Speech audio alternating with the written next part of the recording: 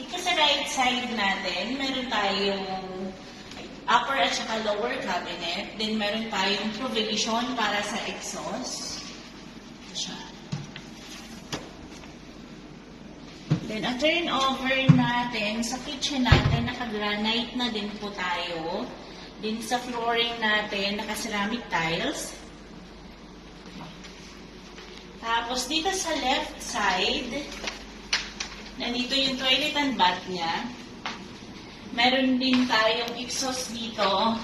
Then, meron tayong provision para sa water heater natin.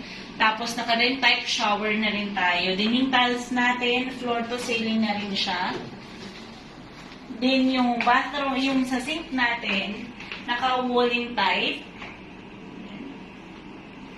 Actually, wala kaming inayos masyado dyan. Then, pagpunta natin dito, ito yung living area niya. Tapos, nasa kabilang side yung dining. Actually, nasa inyo na po yan kung paano nyo siyang aayusin. This one kasi is naka-design siya para sa rental, kaya ganito yung naging ayos niya. Then, meron tayong smoke detector, tapos water sprinkler. Actual na turnover na rin to.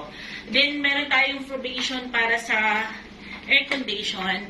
Then, ang turnover natin, dito sa ang turnover natin sa window natin, floor to ceiling po siya. Yan. Sorry, may basahan. Yan.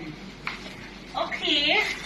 Then this one is 22.36 square meter. Yung mga gusto mag-invest dito sa Pioneer Woodland for as low as 11,000 monthly amortization para sa pre-selling nating project. Then,